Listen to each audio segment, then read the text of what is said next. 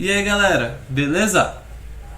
Hoje a gente vai estar falando sobre tipos de dados no Java, né? A gente vai estar conhecendo os tipos de dados que o Java tem, certo? O primeiro tipo de dado que a gente vai estar conhecendo hoje é o tipo de dado booleano. O que seria esse tipo de dado booleano? O tipo de dado booleano é um dado que você informa se é verdadeiro ou falso, né? Então, por exemplo, aonde que você utiliza o booleano, certo?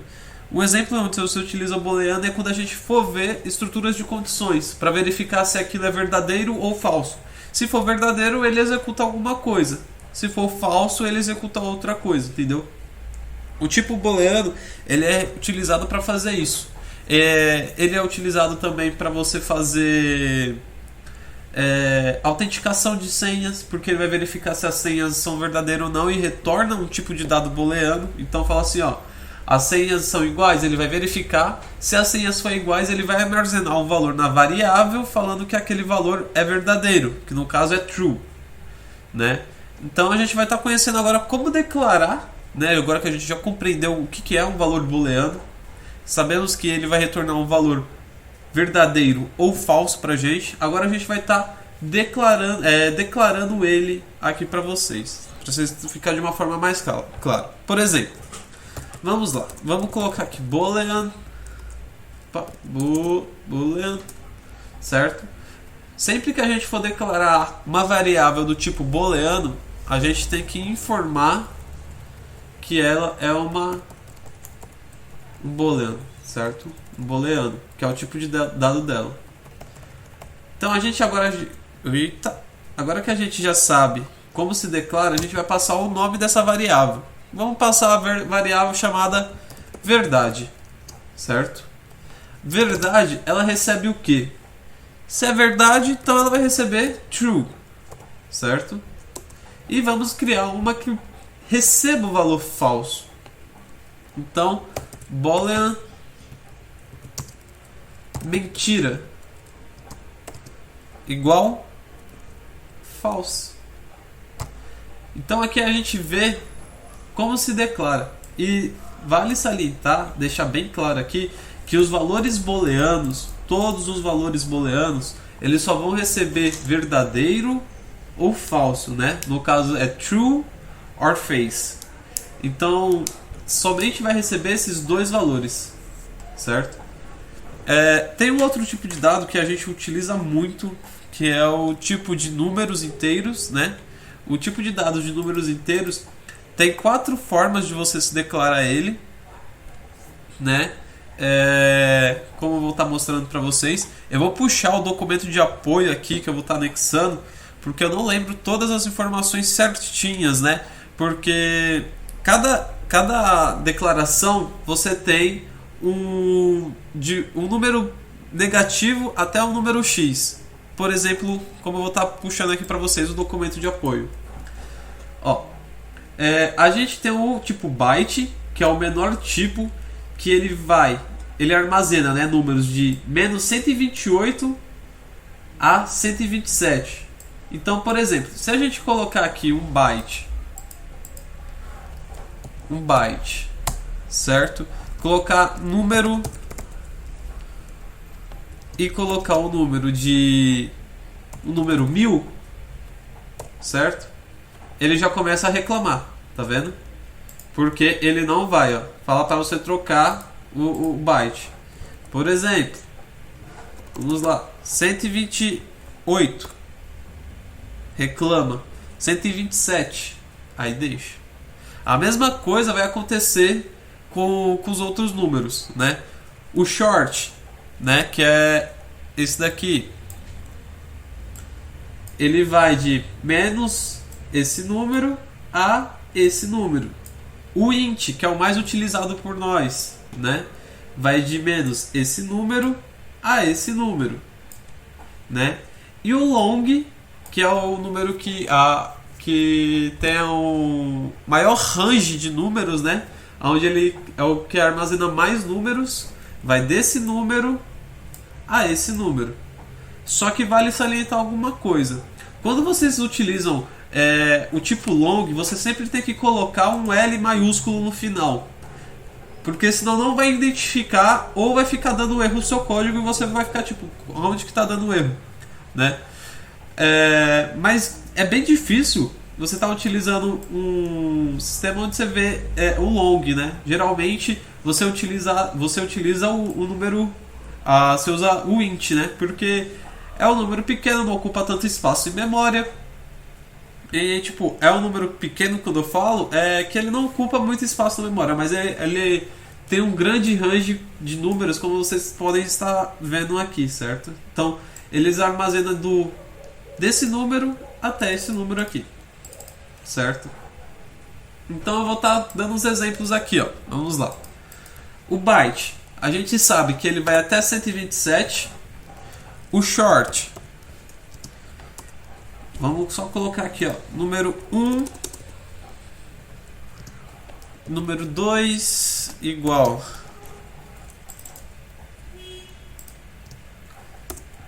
a esse número aqui, ó, 32.000. O int N3 igual a esse número aqui. E o tipo long N4 igual a esse número aqui, certo? Perceba uma coisa, que a IDE ela já começou a reclamar aqui quando a gente não especificou, né, o L lá no final. Então quando a gente está utilizando sempre o número, uma variável do tipo long, né, um tipo de dado long, a gente tem que especificar que tem um L no final. Tá vendo? Ele até tá acendendo a lâmpadazinha aqui, ó, para dar um replace, né?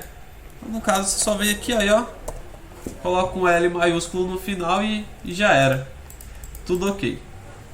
Beleza? O outro tipo de dados que a gente tem são os números flutuantes, né? O que são os números flutuantes? Os números flutuantes são os números quebrados, né? São os números decimais. Por exemplo, 1,3, 10, 50, 1 ano e 6 meses, entendeu? São os tipos de número quebrado. No Java a gente tem duas formas de declarar, certo? Que é essas duas formas aqui. A primeira é a float e a segunda é a double, certo? Aonde a float tem uma casa de precisão de 6 a 7 casas decimais, então ela tem uma precisão nessa quantidade de casa. Então você pode colocar 22 pontos até 7 casas, que ele vai ter uma precisão bacana. E depois tem a double, né, que tem a precisão de 15 a 16 casas, certo? E como que faz para declarar elas, Gabriel? A float, né, você tem que, sempre quando você for declarar ela, você tem que passar a variável, né? No caso aqui eu vou estar dando um exemplo de N5, né? Por exemplo, melhor, nota, variável chamada nota. Beleza? Então nós temos a variável nota e eu, por exemplo, tirei 7,5 em uma prova. Tá vendo que ele está chorando? É a mesma coisa que acontece no long. Quando a gente vai utilizar o tipo float, a gente tem que estar especificando um F maiúsculo no final, certo? Porque senão ele não entende que isso é uma variável do tipo float. E outra coisa que vocês, quando for utilizar números decimais, números quebrados, é que você não utiliza vírgulas, né? Você utiliza apenas pontos para indicar uma vírgula. Por exemplo, igual vocês estão vendo aqui, ó, 7,5. Então eu sei que aqui tem uma vírgula, né? Se você colocar uma vírgula, ele já começa a dar erro. Então sempre que vocês for declarar o número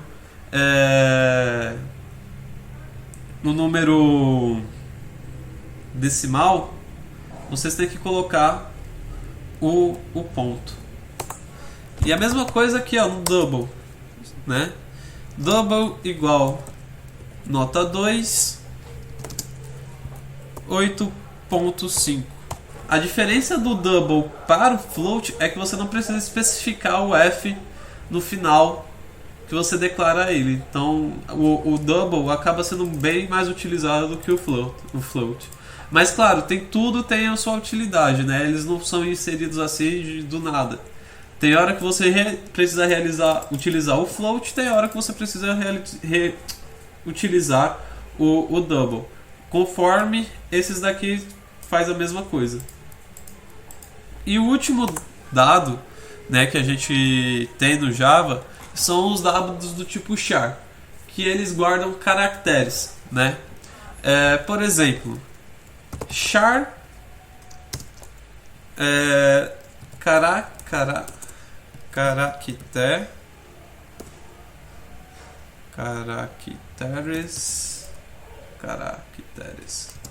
caracteres caramba, fugiu a mente a palavra. Deixa eu ver, confirmar aqui como se escreve. Pronto, eu tinha escrevido certo, mas eu fiquei com dúvida. Caracteres, certo?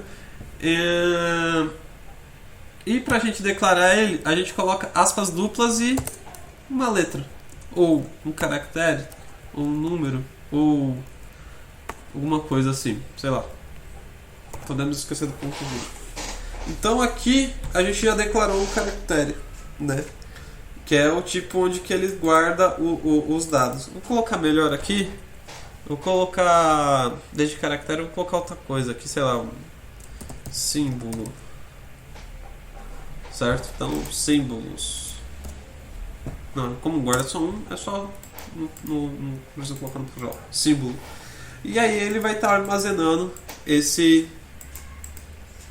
dados, certo? Então, o boolean, a gente precisa ter a ciência que ele vai estar armazenando valores verdadeiro e falso.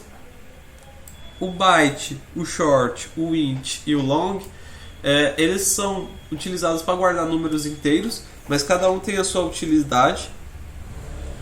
O float e o double, eles são números decimais, né? E cada um tem a sua utilidade também. E o char, ele guarda caracteres.